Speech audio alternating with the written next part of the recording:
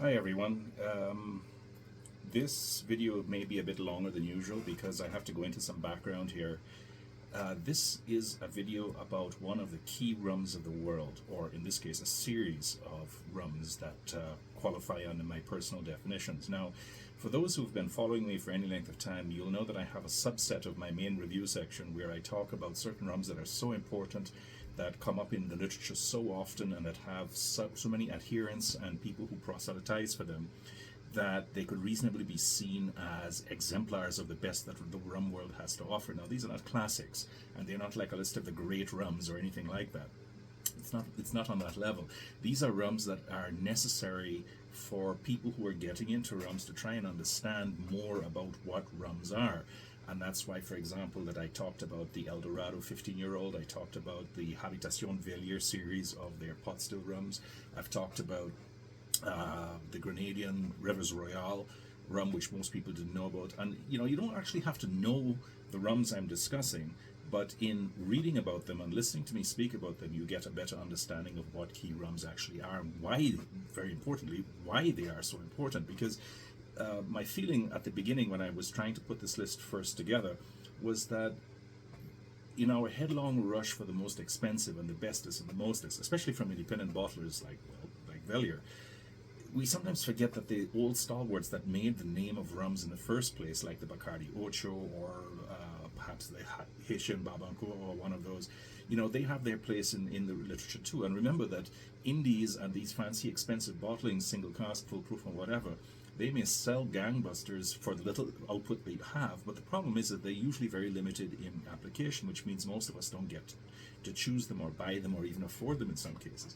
Key rums the purpose of the key rums is to draw your attention back towards the old stalwarts that made the name of rum in the first place, and that still, after all these years, maintain a certain cachet. Right?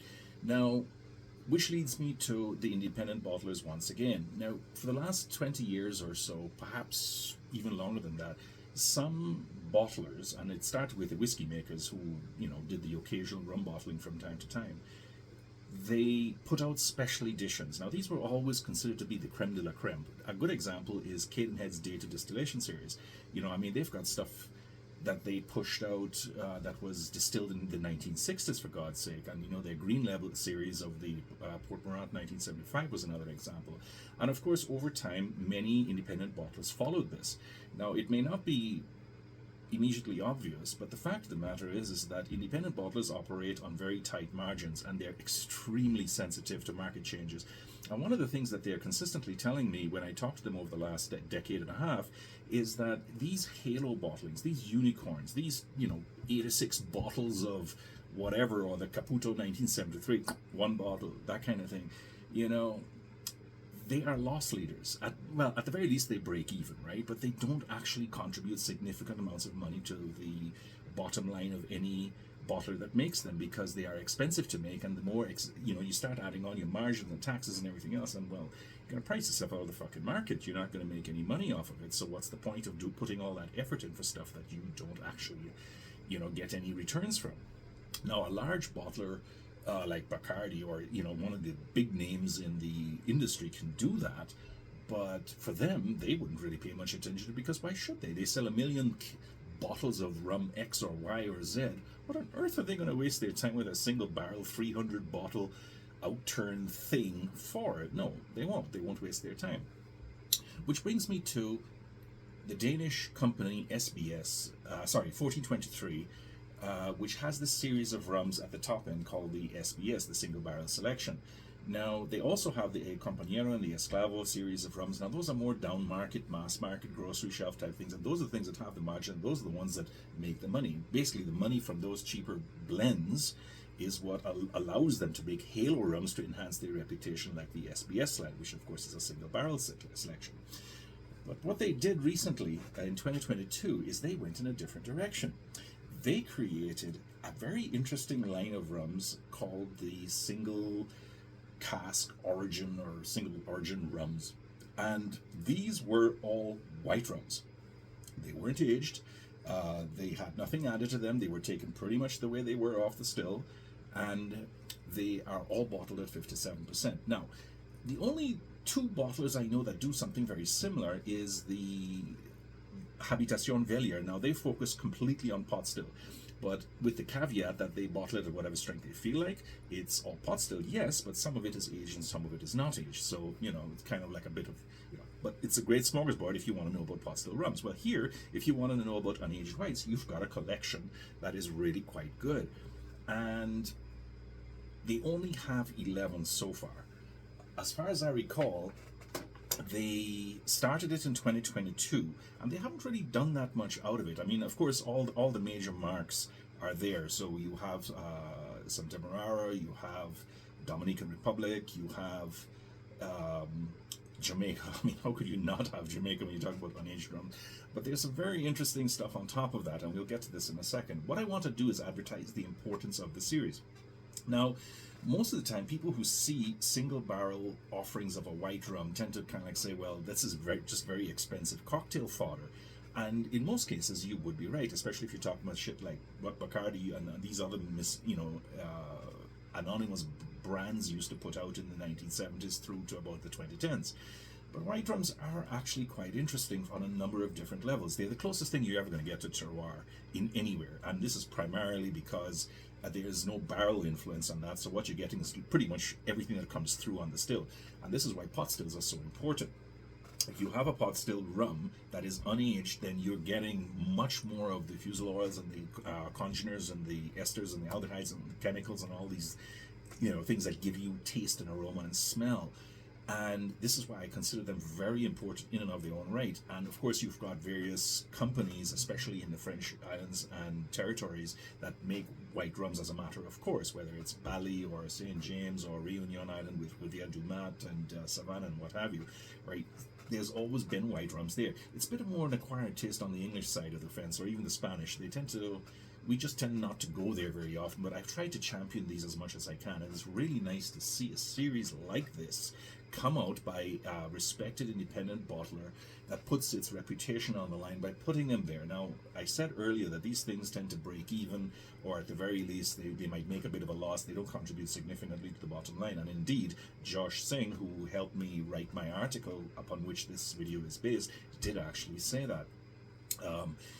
The worst part about it is that in spite of the fancy labeling and the black bottles that harken back to Vellier and so on, deliberate choice is all done in-house. The fact of the matter is that they actually don't sell that much. And one of the reasons why I wanted to put this out is because I ran into Josh and his line of rums at the German Rum Festival last week. And among others that I also have to write about from there, they enthused me all over again. One of them, perhaps the one that really impressed me the most, was the Consuelo from the Dominican Republic, which was issued this year. It's like the newest bottling they have. And what he told me was that this one of the three Bs, I think it was it Bermudez or was it Brugal or whichever, they actually installed a pot still just to make this because they were so impressed with some of the samples that Josh brought over. So, it's an interesting little anecdote here, but what I'm saying is that these rums are really quite incredible. So let's just run through the stats very quickly. They're all bottled at 57%. That was a deliberate marketing choice. I don't agree with it myself, but that's what it is. It does make them instantly comparable across the line. Of course it does. Right? They are either pot still or column still. There's no preference here. Some of them are made from cane juice. Some of them are made from molasses, which is really kind of neat. And they have not been aged, but some of them have been rested. So why do I consider them important? Well, I consider them important because I think we don't pay enough attention to sipping white rums. Now, Ivar Delat over at Rum Revelations, he did a review of the range, I think it was earlier this year in January or something like that. I've got the link in the show notes.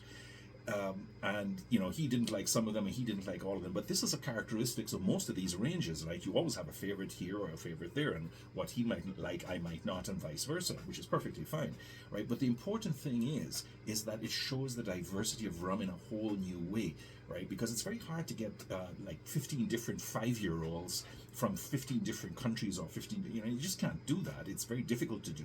Here you actually can. And this is where sampling starts to come into its own, because these things do tend to be a bit pricey, unfortunately. I noticed that Robin Wynn over in Toronto, he's trying to bring in a whole bunch of them and start selling them around the place for people who are interested, like me. you know, and I'm sure I'm going to see them here in Calgary sooner or later, at which point I'm going to start buying.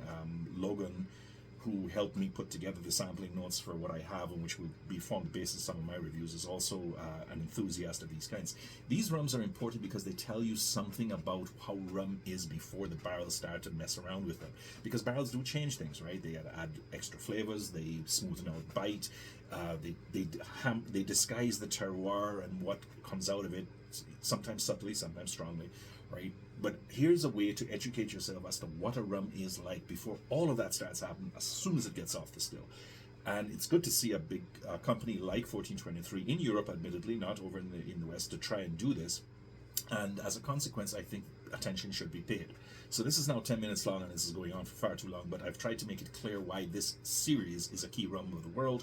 And I'm just going to go through very briefly which rums they are. So they have had 3 separate bottlings, one from 2022 with, I think it was 6 rums, and then they had another one from 2023 with 4, and then of course there's one from 2024, which is the Dominican Republic Consuelo. So from 2022 there was a Jamaican Worthy Park H, there was a Teca from Long Pond, there was one from Ecuador, which is really nice, cane juice in this case, called them Malacatos. Then there was an Arome Grande, which is a high ester rum from the Dominican Republic. There was another Grand Arome from the French Antilles, no further information provided. I'm sure I can squirrel that out sooner or later. And God love him, there had to be a Guyanese Port Morant, and I just, you know me and my thing for Port Morant from a previous review, so, that's what you're getting. In 2023 now, again, here, look at this. There's a rum that's not from Bundaberg. There's a rum that's not from Beanley. It's actually from Killick. Now, Killick is a rum that a company that I've written about before, from the rum calendar provided by Mr. and Mrs. Rum. They are trying to do a Jamaican rum in Australia. I mean, they just go batshit crazy. They do the whole thing, the muck pits, the dunder, the esterification, and they just go off the fucking reservation. I mean, their stuff is always really, really interesting. This one is definitely one I had to try at the German Rum Fest last week, and whew, it was an experience, let me tell you. Okay, so there was a Killick. There was a Guadeloupe rum, no further definition. Again, I don't know which distillery that's from. There was another Jamaican rum. Again, I don't have enough details there. I got to try and squirrel that out. There was another Long Pond from Jamaica, the TECC, the Tech C. And then, of course, in 2024, there was the Consuelo. That's 11 rums. But when you consider this, the Renegade Rum Company back in 2010 to 2012, when they were issuing their rums that made independent bottling and finishing of rums in class viable, they produced 12 before they went out of business and went off for 10 years before they started off the thing and running it again. So this is not actually a bad thing so far. And one thing Josh tells me is that they're not stopping anytime soon. He didn't want to tell me what he's got on the program for the future, but as far as I'm concerned, if he does anything like what he's done here, it's going to be polarizing. It's going to have people's hackles up. It's going to create issues for people who say, well, I like that one and that one is shit and this one is actually, God's own tears or some fucking thing like that. But the thing is, you are going to have an opinion, and that is brilliant, because God knows I've had enough of these bland, anonymous, white mixing fodder bullshit that populates the bars of every country I've ever been dragged out of. So to see something like this, with this kind of taste chops, with these kinds of impressive credentials behind them, I can't say enough good things about the series as a whole, and that's why it's a key rum of the world as well. I hope you found this informative. The review really does kind of talk a bit more about what I've discussed here. I hope you find that informative as well. Follow the links if you need to, and I hope you've enjoyed this and taken away something more than what you started with. Take care and have a good weekend, everybody. Bye-bye.